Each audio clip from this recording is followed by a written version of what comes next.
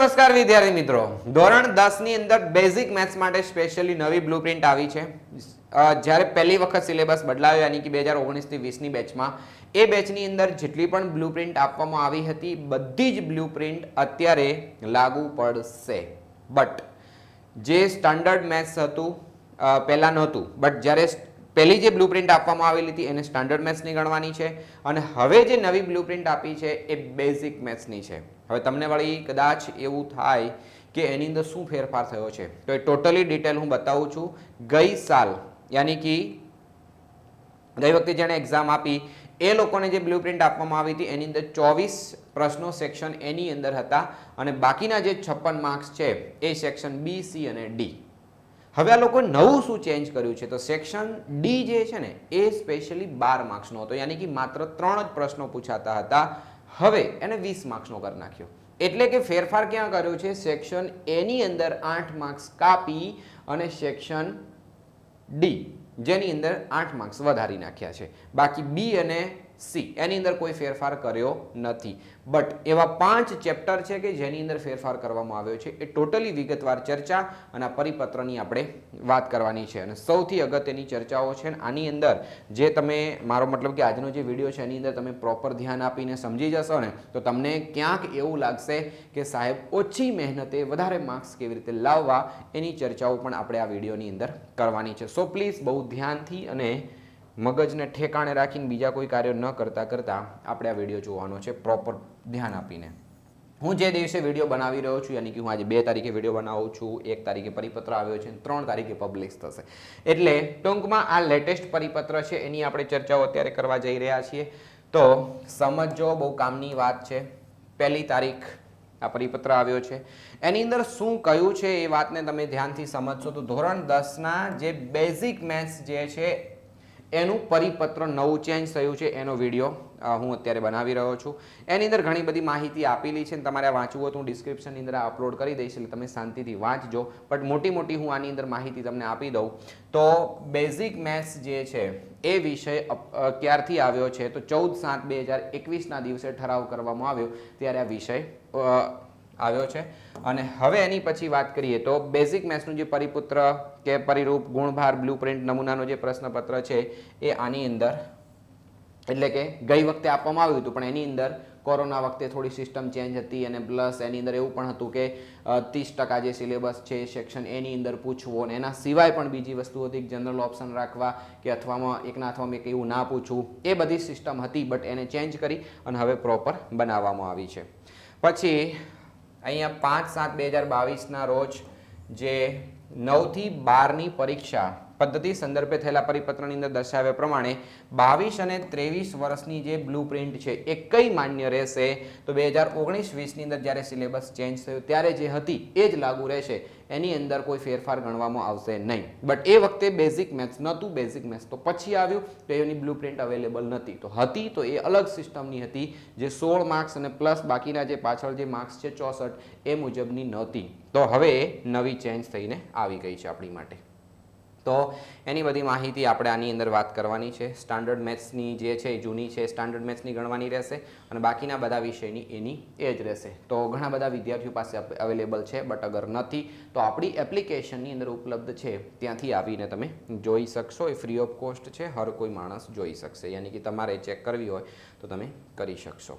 અને હવે આની અંદર શું ફેરફાર કરવામાં આવ્યા છે એની આપણે જરા ચર્ચા કરીએ. ગુણભાર કોઈ પણ ચેપ્ટરનો ચેન્જ થયો નથી બચ્ચો, યાદ રાખજો. ગુણભાર નથી ચેન્જ થયો, ખાલી એની અમુક જે 1 માર્ક્સના પ્રશ્નો હતા એ કાં તો 2માં લઈ ગયા છે કાં તો 3માં. કાં તો એવું પણ કર્યું છે કે 1 માર્ક્સનો પ્રશ્ન ને 3 માર્ક્સનો પ્રશ્ન કેન્સલ કરીને સીધા 4 માર્ક્સનો પૂછી નાખ્યો છે. એની ચર્ચા કરું છું બટ કોઈ લાંબો એટલો બધો બી ફેરફાર નથી. પણ જે બી ફેરફાર છે એ ધ્યાને તો આપણે લેવું જ પડશે કારણ કે ઘણા બધા વિદ્યાર્થીઓ એવા છે કે જેણે પેપર સેટ ઓલરેડી લઈ લીધા છે. તો જેણે પેપર સેટ લીધા છે એને થોડુંક નુકસાન ચોક્કસ છે. કેમ થોડું નુકસાન છે બતાવું તમને. કારણ કે એની અંદર જે માળખું આપવામાં આવ્યું છે એ હવે ચેન્જ છે. માનો કે સ્પેશિયલી વાત કરીએ ચેપ્ટર 13ની તો પહેલાં 3 માર્ક્સના પ્રશ્નો હતા, હવે એની અંદરથી ચેન્જ થયું છે. પછી સંભાવનાની અંદર બી થોડા ચેન્જીસ થયા છે કે જે 2 માર્ક્સનો પ્રશ્ન હતો એની જગ્યાએ હવે 3નો પૂછાશે. તો આવા જે કોઈ પણ ફેરફાર થયા છે અથવા તો જે કંઈ ફેરફાર છે એની વાત કરીએ, બટ એ ફેરફારના કારણે તમારી પાસે જે અત્યારે જૂના મોડલ પેપર કે જે કંઈ પણ પ્રશ્નપત્ર છે એ વેલિડ ગણાશે નહીં. તો હવે આપણા પોતાના યાની કે એબીસી ક્લાસીસ દ્વારા સાથી પેપર સેટ બહાર પાડવામાં આવી રહ્યા છે. એની થોડીક માહિતી અગર તમને હું આપું તો અહીંયા આ રહ્યું એનું મેઇન કવર પેજ છે. હજી આ પેપર બહાર પડ્યા નથી, થોડું ટાઈપિંગનું, કારણ કે આ એક તારીખે પરિપત્ર આવ્યો તો હવે અમારે ખુદને બધું ઓલમોસ્ટ તૈયાર થઈ ગયું હતું, બટ બેઝિક મેથ્સનું માળખું ફરીથી અમે ચેન્જ કરી રહ્યા છીએ. એટલે લગભગ 5-7 તારીખે કદાચ પ્રિન્ટિંગમાં જશે, તો સમથિંગ 12-13 તારીખે અમારી પાસે પહોંચશે. તો 15 તારીખથી આની ડિલિવરી શરૂ થશે. ત્યાં સુધી હજી આનું બધું સેટઅપ તૈયાર થઈ રહ્યું છે. તો અહીંયા સાથી પેપર સેટ નામ રાખવામાં આવ્યું છે અને આ કોડ સ્કેન કરીને તમે પીડીએફ વગેરેની માહિતી લઈ શકશો. અને ટોટલ તમને 40 પ્રશ્નોપત્રો મળશે. કયા કયા વિષયના હશે? તો મેથ્સની અંદર બેઝિક અને સ્ટાન્ડર્ડ એટલે ટોટલ 10 થઈ ગયા, વિજ્ઞાનના અને અંગ્રેજીના એટલે બીજા 10, પછી સામાજિક વિજ્ઞાન અને ગુજરાતી એટલે ફરી 10, અને સંસ્કૃત અને હિન્દી એટલે ફરી 10. આવી રીતે ટોટલ 40 પ્રશ્નોપત્રો તમને મળશે.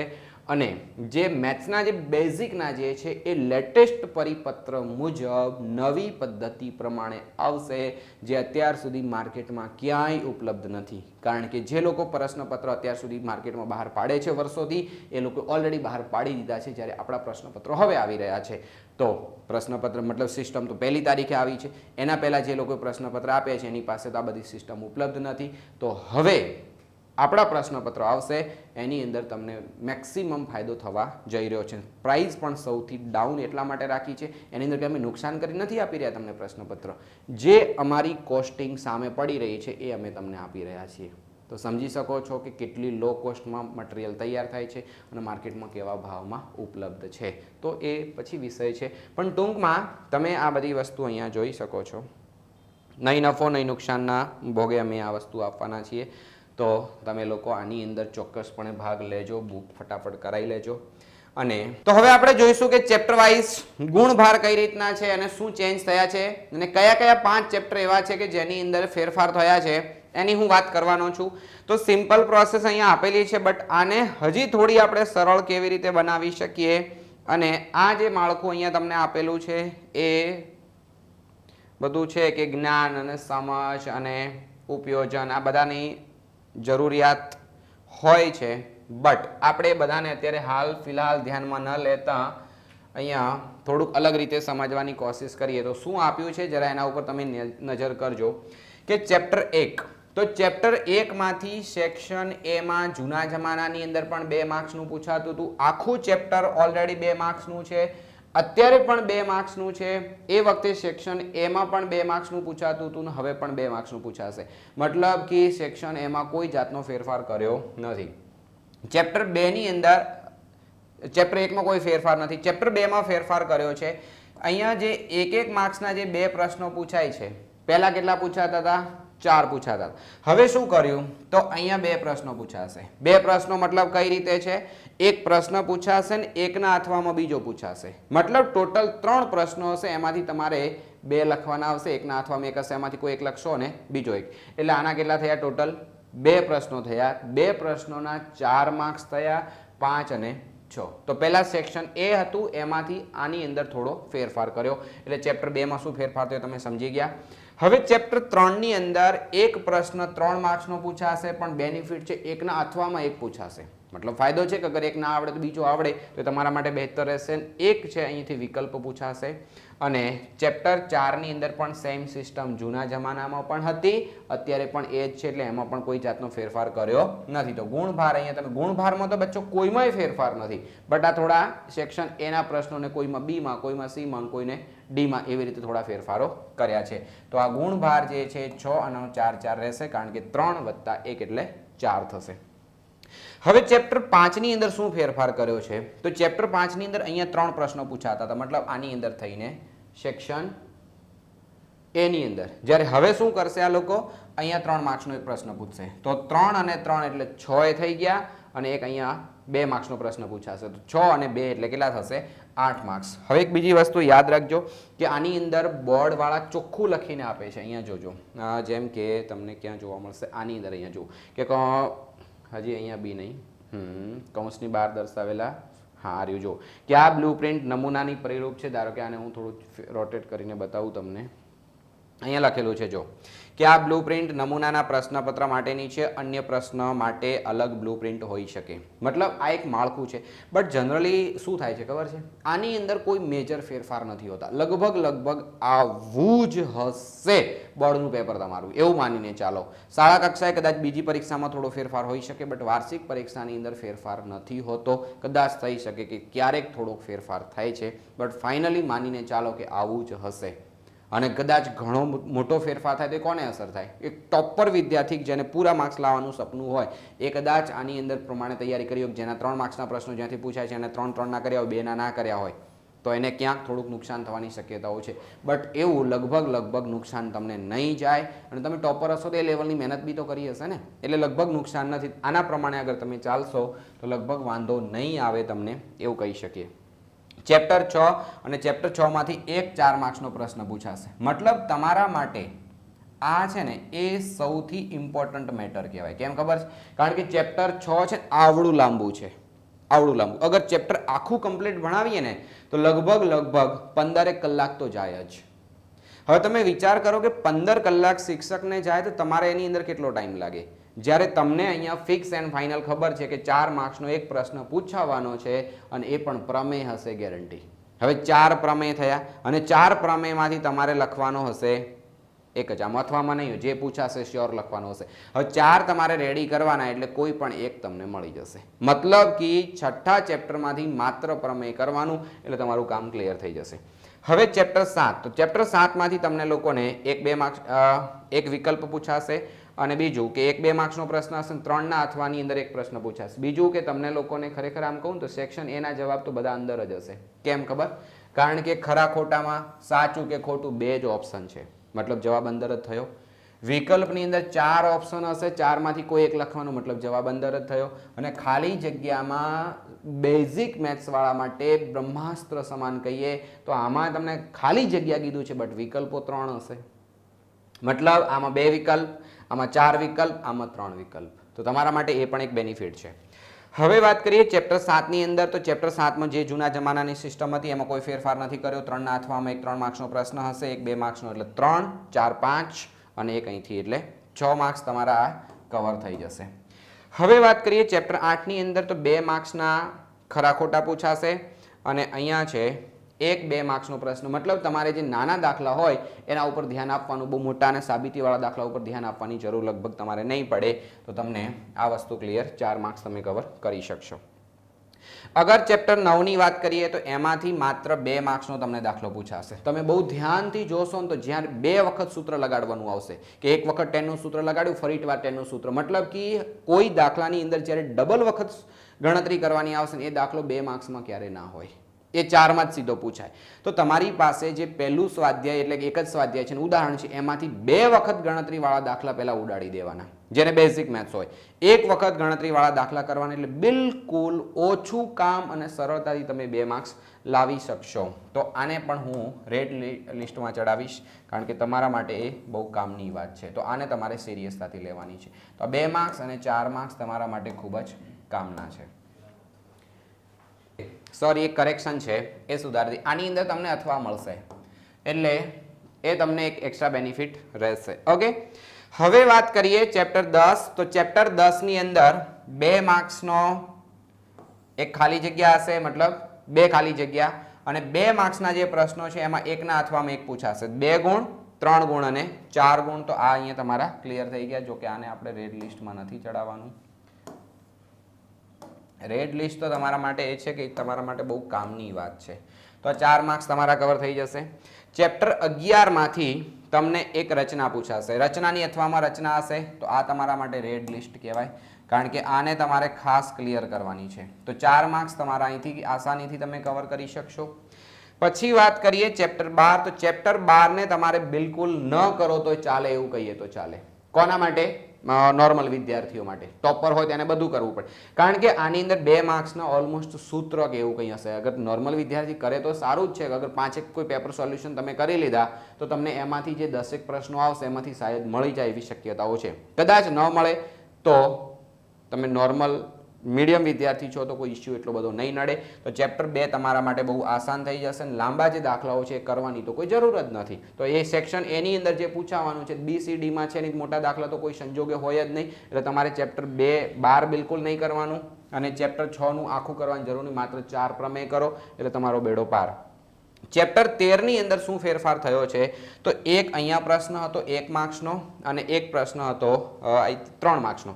તો 3 માર્ક્સનો જે પ્રશ્ન હતો ને 1 માર્ક્સનો આ બંને ભેગા કરી અને એક તમને પૂછી નાખ્યો 4 માર્ક્સમાં. કારણ કે 4 માર્ક્સની અંદર પહેલા 3 જ પ્રશ્ન પૂછાતા હતા અને હવે 5 કરવાના હતા.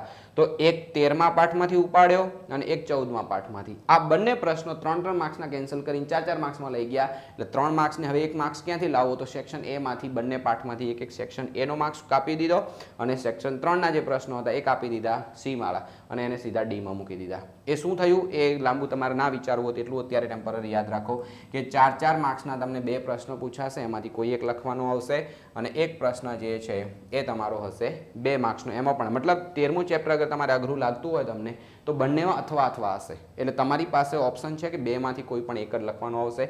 તો 4 અને 5 6 એટલે 6 માર્ક્સ તમારા અહીંથી કવર થશે.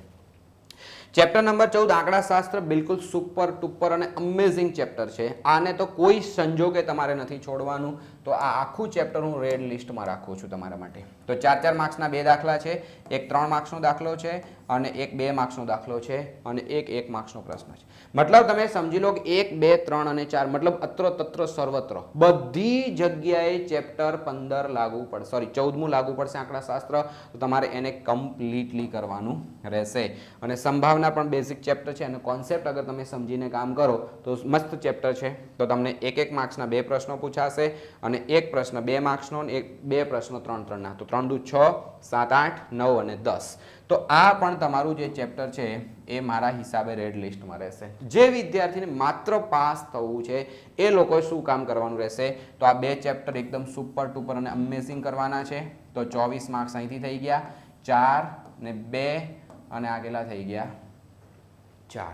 તો 4 2 અને બીજા 4 ગણો એટલે 10 માર્ક્સ તો તમારા અહીંથી થઈ ગયા અને 24 અહીંયા 26 માર્ક્સ તમે લાવો એટલે પાસ કેવાઓ 26.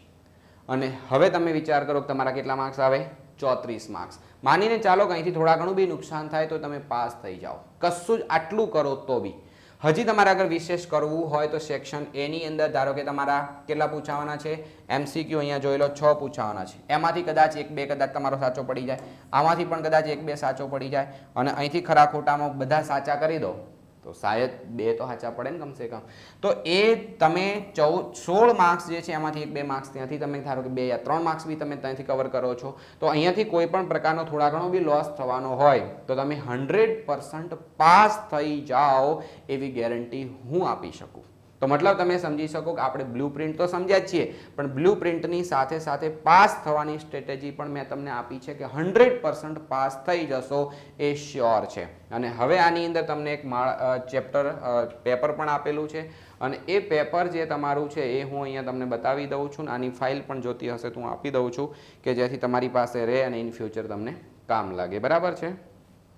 કોઈ પણ 2 પ્રશ્નોમાં આંતરિક વિકલ્પ છે તો અહીંયા તમને આની અંદર જુઓ, આની અંદર શાયદ બ્લુપ્રિન્ટમાં થોડીક ભૂલ મને લાગે છે.